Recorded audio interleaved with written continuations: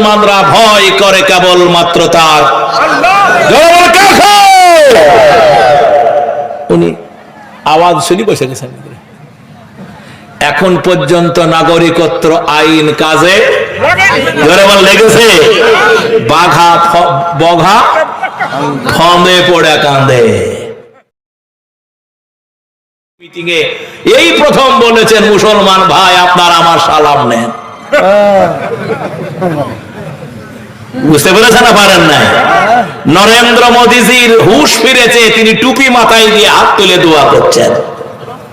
ছবিগুলো এখন দেখাবো, দেখতে রাজি আছেন তো ইনশাল্লাহ? যারা রাজি আছেন ইনশাল্লাহ। আমাদের বক্তব্য দেশ ধর্ম নিরপেক্ষ। ধর্ম নিরপেক্ষ দেশে যারা রাজা বাদশা হয় তাদের যারা রাজা বাদশা হয় তাদের সকলকে নিয়ে চলতে হয়। এই ফর্মুলাটা তো আপনি বুঝেন, আপনি তো বুঝেন এটা। দেশ তো একা কাউরি না, দেশ সকলের। সব এক ধর্মের মানুষ হবে না তো এবার আপনাকে বলি, বঘা ফাঁদে পোড়া কাঁদে। জোরে বলেন, বঘা ফাঁদে পোড়া কাঁদে। কাঁদছে কেমন করে দেখেন। আপনারা জানেন পৃথিবীর আল্লাহ পাক সব থেকে বেশি জ্ঞান রাখেন না আপনি জ্ঞান রাখেন?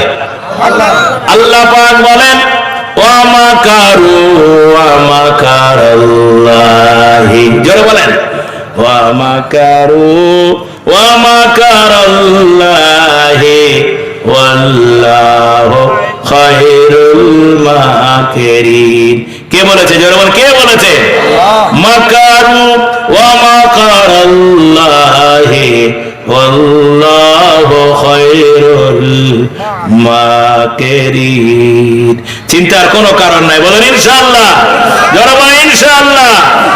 বঘা ফাঁদে পড়া, জোরে বলেন বঘা ফাঁদে পড়া কি করে কাঁদছে সেটাই তখন আপনাকে দেখানো হবে, বলেন ইনশাআল্লাহ।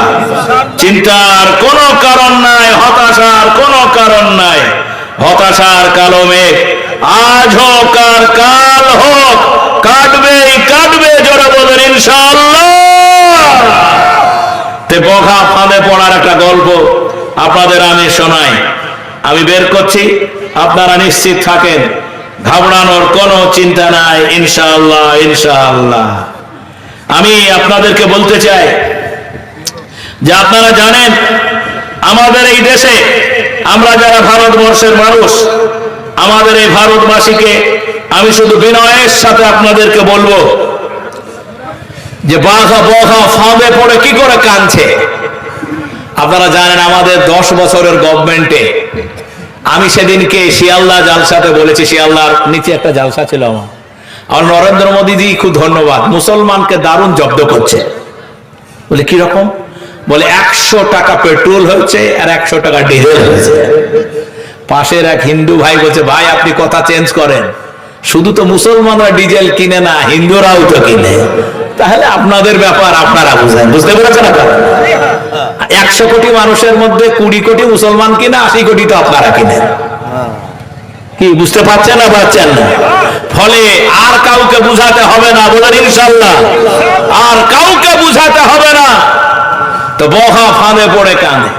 10 বছরের মধ্যে নরেন্দ্র মোদীজি আপনি কথা দিয়েছিলেন এই দেশে মুসলমানকে আমি ভালো করি জব্দ করব, তো জব্দ করছেন। আল্লাহ পাক আপনাকে সে ক্ষমতা দিয়েছে, সে ক্ষমতা অনুযায়ী জব্দ করছেন। তো জব্দ করতে গিয়ে আপনি কি বুঝলেন? আপনাদের এখন আমি সেই একটা কথা বলি, বিগত বছর 2000 বিগত বছরে আপনারা জানেন, হ্যালো তাকান এদিকে, তাকান জোরে বলে তাকান এদিকে। বিগত বছরে আপনারা জানেন যে আমাদের দেশে একটা বিল পাস হয়েছে, সেটা নাগরিকত্ব বিল। শুনেছেন না শুনেন না? বলেন নাগরিকত্ব আইন। কে নাগরিকত্ব পাবে আর কে নাগরিকত্ব পাবে না, এ বিল রাজনৈতিক নেতার লোকেরা তখন অনেক মিছিল মিটিং এ বলেছেন, আপনারা সব শুনেছেন। তাতে সেই নাগরিকত্ব বিলে ওনারা বলেছেন আফগানিস্তান, পাকিস্তান, বাংলাদেশ থেকে যে সমস্ত হিন্দু, খ্রিস্টান, বৌদ্ধ আসবে তারা নাগরিকত্ব পাবে, মুসলমানরা পাবে না। এই নিয়ে পার্লামেন্টে ডিবেট হয়েছে, বিতর্ক হয়েছে, বাহাস হয়েছে। এই বাহাসেও উনি বিল পাশ করিয়ে এনেছেন, কিন্তু এখনো পর্যন্ত সেই নাগরিকত্ব আইনের কার্যকারিতা এখনো কিন্তু শুরু হয়নি। ওই যে বলেছি বগা ফাঁদে পড়ে গেছে। মুসলমানকে ঠগাতে গেলে ঠগানোটা আসলে আল্লাহকে হয়, আর আল্লাহকে ঠগাতে গেলে নীল দরিয়াতে ডুবে মরতে হয়। হ্যাঁ, এইও ডুববে, এ কোনো রাস্তা নাই। আমরা তো চেয়েছিলাম, এবার আমার ইচ্ছা ছিল বিজেপি পার্টি থেকে এমএলএ দাঁড়াবো, যা হয় কপালে হবে। আমাকে এক নেতা বললো, আরে তোকে মার্ডার করে দিবে, বলে মেরে ফেলবে, সালা বিজেপি থেকেই দাঁড়াবো। কিন্তু আস্তে আস্তে দেখলাম দাঁড়ানো ভুল হবে, কারণ আমরা যা চাই বিজেপি পার্টির কাছে সেটা তারা করছে না, এটাই অসুবিধা। যা করছে এ নিয়ে দিল্লিতে ওরা ক্ষমতায় থাকতে পারবে না, এটা আর হবে না। এটা করে দেশ চলে না, আপনারা জানেন তো। নাগরিকত্ব আইন পাশ হয়ে গেল, পাশ হওয়ার পরে পার্লামেন্টে বাহাস হচ্ছে। বাহাস বুঝেন তো, ডিবেট। সেই ডিবেটে একজন এমপি অংশগ্রহণ করলো, সেই এমপিটার নাম কপিল সিব্বল। কি নাম বললাম, জোরে বলে? রাজ্যসভার সাংসদ। তিনি আন্তর্জাতিক মানের আইনজীবী, উকিল। একবার তিনি সুপ্রিম কোর্টে দাঁড়ালে শুধু সালাম আলাইকুম করবে, হ্যাঁ আর না, শুধু উল্টে পাল্টে দেখবে। এজন্য 10 লাখ টাকা চেম্বারে দিয়ে আসতে হবে, আর কেসে জিতাবো এরকম শর্ত হলে টাকা আপনার কাছে যা লাগবে তাই নেবে। এই মাপের উকিল তিনি, রাজ্যসভার সাংসদ। তিনি দাঁড়ালেন পার্লামেন্টে, দাঁড়িয়ে বললেন, এই বিল সংবিধান বিরোধী, এই বিল মানছি না, মানব না, এই বিল মানছি না। নাগরিকত্ব আইন বাতিল করতে হবে, নাগরিকত্ব আইন বাতিল করতে হবে, সংবিধান বিরোধী এই আইন মানছি না, মানব না। সারা দেশে মিছিল শুরু হয়ে গেল, পার্লামেন্টে ডিবেট হলো। ডিবেটে দাঁড়ালেন, কি নাম বললাম, কপিল সিব্বল। বাড়ি তো আপনারা যাবেন, আমি তো অনেক দূর যাব। কপিল সিব্বল বললেন, আইন মানছি না, দিয়ে মিছিল মিটিং স্লোগান দিয়ে বললেন, এ আইন সংবিধান বিরোধী। এইসব বলতেই আমাদের যিনি স্বরাষ্ট্রমন্ত্রী, তিনার তো রাগে গা কি ফুলা ফুলেছে। সেদিন যারা টিভি দেখেছেন তারাই জানেন। নেতারা যখন রাগে না, তখন মনে করে যে আমি একলাই রাজা, আর কেউ রাজা, যখন আর কেউ রাজা। কত রাজা এলো আর গেল, ঠিক না বে ঠিক? কত এমএলএ দেখলাম, কত এমপি দেখলাম, সব দেখা আছে আমাদের। ক্ষমতা হাতে পেয়ে যারা ক্ষমতার অপব্যবহার করেন, তাদের অবস্থা কত খারাপ হয়। যারা এ কাজ করেছে তাদের বাড়িতে গিয়ে দেখবেন তাদের বাড়িতে গিয়ে। এবার কপিল সিব্বল যেহেতু বিরোধিতা করছে, তাহলে মালটা তো কমা নয়। দাঁড়িয়ে গেলেন স্বরাষ্ট্রমন্ত্রী, গৃহমন্ত্রী, তিনি দাঁড়িয়ে বললেন, আমাদের দেশের কিছু রাজনৈতিক দল আছে, তারা মুসলমান তোষামোদ করে এবং তারা মুসলমানদের ভোট নেয়, সেজন্য তারা এসব উল্টা পাল্টা বকে। আমার মুসলমান ভোটও দরকার নেই, আর আমি মুসলমানকে ভয়ও করি না। কপিল সিব্বল যেন আরো রেগে গেলেন। যখন ওর ফাইনাল কথাটা বলবো তখন তাকবীর দেবেন।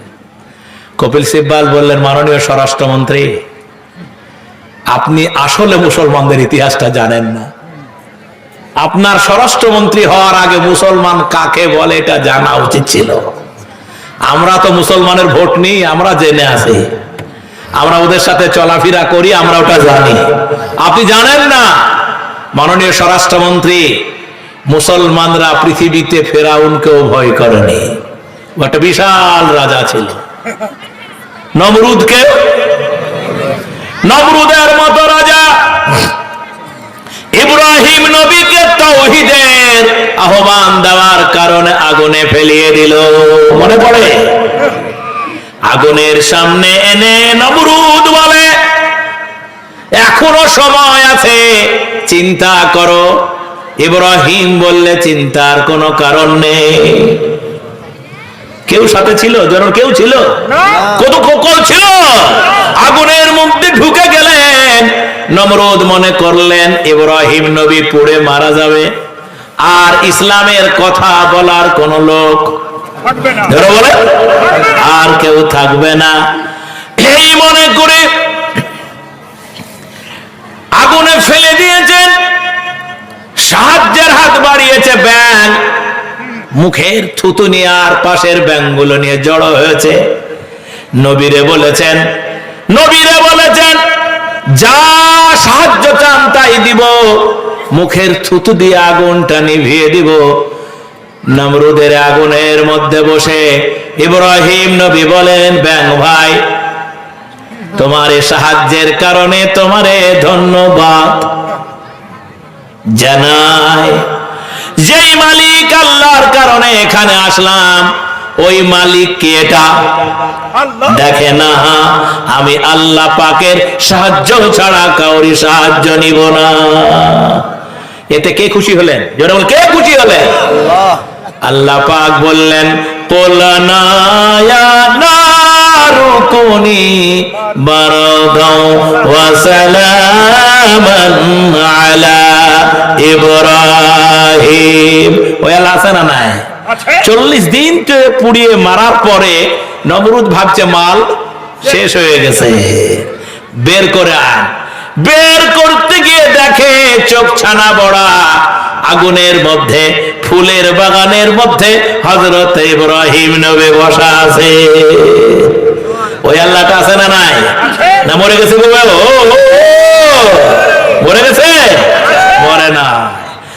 কপিল সিব্বাল বললেন, স্বরাষ্ট্রমন্ত্রীজি, ফেরাউনকে ভয় করেনি, নমরুদকে, আবু জেহেল কেবল মাত্র ভয় করেছে আল্লাহ। শুনে রাখুন স্বরাষ্ট্রমন্ত্রী, আপনাকে এই পার্লামেন্টে জানিয়ে দিলাম, আপনি মুসলমানদের ভয় করুন না। মুসলমানরা এক আল্লাহ ছাড়া আপনাকেও ভয় করে না। যারা বলেন নারে তাকবীর ইনশাআল্লাহ। মুসলমানরা ভয় করে কাকে? চিৎকার করে বলো কাকে? মুসলমানরা ভয় করে কেবল মাত্র তার আল্লাহ। কাকে? উনি আওয়াজ শুনি বসে গেছেন। এখন পর্যন্ত নাগরিকত্ব আইন কাজে লেগেছে। বাঘা বঘা ফন্দে পড়ে কাঁদে। ফান দেখাচ্ছি। 2021 সালে নির্বাচন চলে এসেছে। এই সব জালসা করে তো লাভ সিপিএম আর কংগ্রেসের আর তৃণমূলের হবে, আমার কি হবে? ইমানদারের ইমান তাজা হবে। বুঝতে কথাটা বুঝতে পেরেছেন? ওরা ওদের লাভ হবে, আমার লাভ কি? কিন্তু তাও বলতে হচ্ছে আমাকে, কেন সমস্যাটা সাংঘাতিক। এই সাংঘাতিক সময়ে একটা রোগীকে সাপে কামড়েছে, আর একটা লোককে, ধর দুটো লোক, সাপ কামড়াচ্ছে, দুটো শত্রু, সাপ আর আগুন। আগুনে ধরছে আর ফেলে দিচ্ছে, আর একটা লোককে সাপে কামড়াচ্ছে। তো দুটা রোগ কি একই সমান? একটু পার্থক্য আছে। কিরকম পার্থক্য আছে বলুন দেখি। দেখবো যে আপনার দিমাগটা কত পরিষ্কার আছে।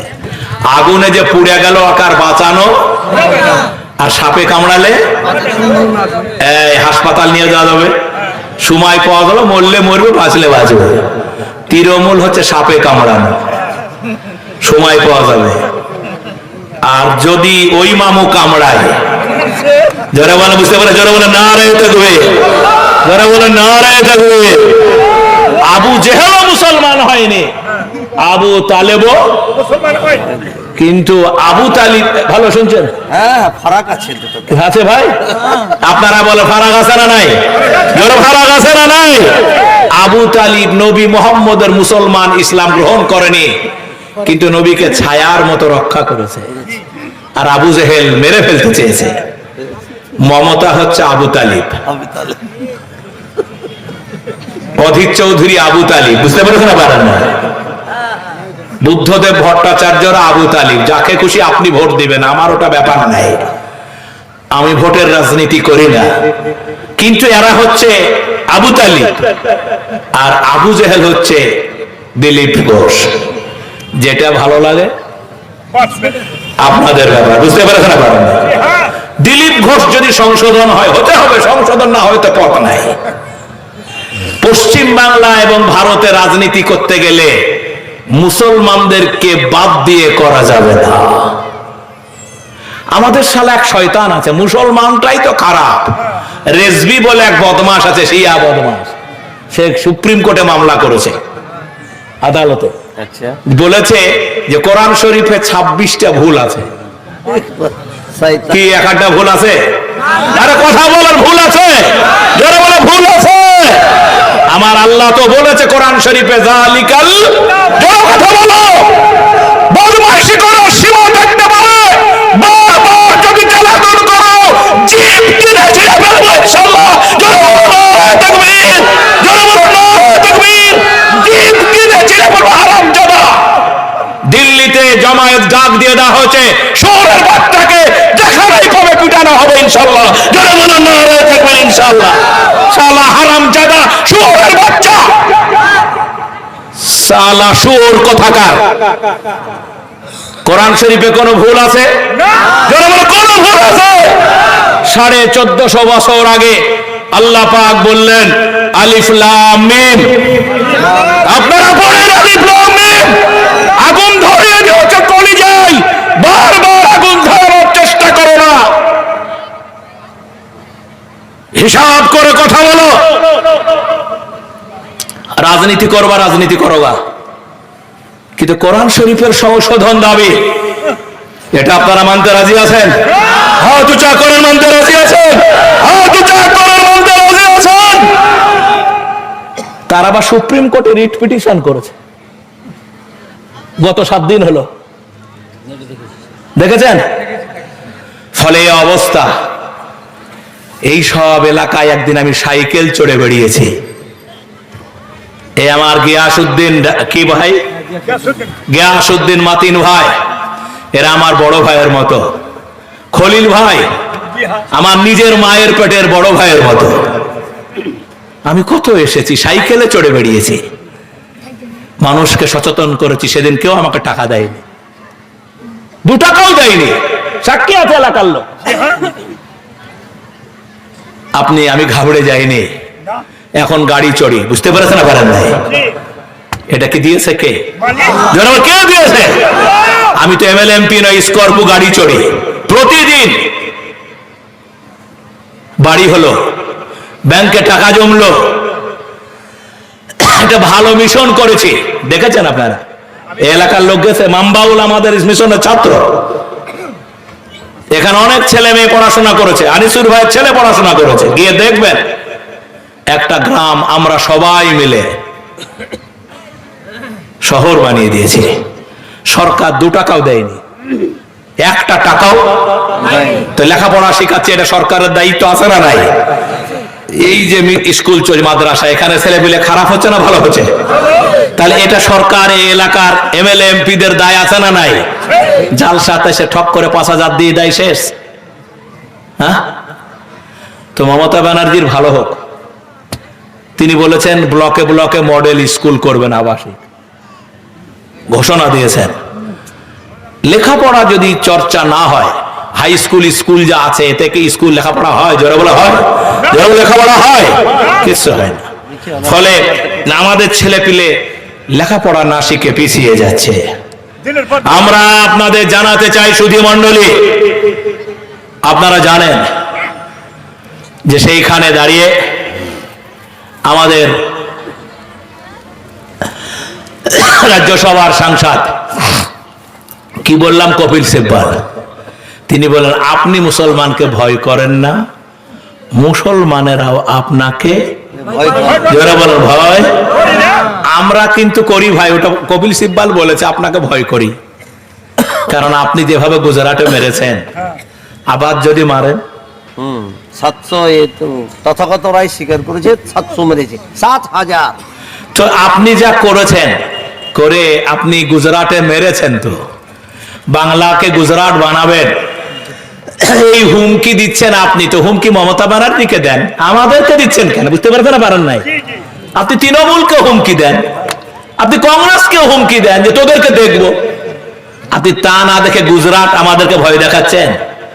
আমাদেরকে ভয় দেখিয়ে লাভ হবে না, কারণ আমরা জানি ঈমান রক্ষা করতে গেলে শহীদের মৃত্যুবরণ করতে হয়। এটা আমরা জানি, আমাদের কপালে থাকলে সেটা হবে। বুঝতে পেরেছেন না, পারেন নাই? আপনি কেন সব করছেন? ভাই, উনি ক্ষমতায় এসেছিলেন, ক্ষমতায় আছেন, সেই কপিল সিব্বাল আপনাদের হয়ে কথা বলেছেন নাগরিকত্ব আইন। দেশে হইচই লেগে গেল, সারা ভারতে নাগরিকত্ব হবে না, আসাম আর বাংলায় হবে। আসামটা ক্যান্সেল করে দিয়েছে, বলেছে আসামে ভুল হয়েছে, আর এখানে করবে। হ্যাঁ, এখানে করবে, এখানে করবে। আমি কোরআন শরীফের আয়াতটা আরেকবার পড়েন। ওয়া মাকারু, কোরআন পড়েন না তো কি করে বুঝবেন স্বাদ আছে কি এতে?